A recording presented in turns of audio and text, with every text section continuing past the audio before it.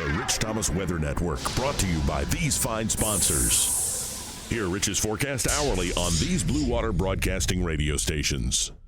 Hey, good morning, everybody. On this Tuesday morning, it's August 23rd. Back in the saddle again here in Alabama. And boy, am I glad you're here. We have a lot to talk about. Not just our weather for the rest of the week with the storms thinning out and the temperature going up, but the tropics are taking center stage this morning. There are three things the National Hurricane Center are tracking out in the tropics. We only care about one, Invest 99L. Air Force reconnaissance, as I make this video at 4 o'clock in the morning, is about to take off and go check out this system.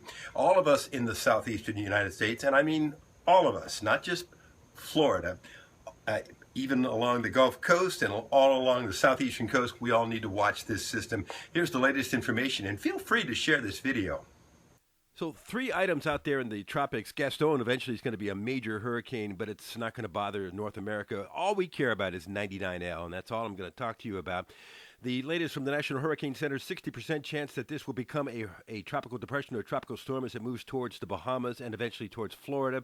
Air Force reconnaissance will check it out today. These are the models. And I know it's hard to see those lines, but a lot of those lines converge in Florida. Some go into the Gulf of Mexico as well. This is what's called the ensemble members from the GFS, clearly showing the Bahamas and Florida in the crosshairs of 99L. How strong could it be? Well, at least 3 of the models take it to a hurricane intensity over the next 5 days. Most of the models keep it as a very strong tropical storm. Hermine would be the next available name, by the way. So more on that storm in just a little bit. For us, we had that frontal system still in South Alabama. It is a weakening front. There could be some showers and thunderstorms centered along the front today. But I think that front will eventually wash out and become a non-player, if you will, over the next few days. This is future radar as we take you into the afternoon and evening. Looks pretty routine to me. I think the storms will be scattered to widely scattered today across the area. And it looks like they'll fade out in the early evening hours before they eventually end tonight. So we'll say high today around 95, heat index 100 or higher, low tonight 75 with widely scattered to scattered storms today. Rain chances are a little bit better tomorrow in the 30 to 40% range, but still fairly routine tomorrow. I think high temperatures will be in the low to mid 90s again tomorrow, middle 90s at least on Thursday, maybe even some upper 90s towards the end of the week. But I think thunderstorms will be few and far between Thursday and Friday. Oh, there we go on the Friday map. This is the European. You can see what could be a tropical depression or tropical storm approaching the Bahamas, and then Saturday night into the Bahamas, becoming a little stronger as it's moving in the general direction of Florida. Again, this is the European one model idea. I caution you that it may not play out like this.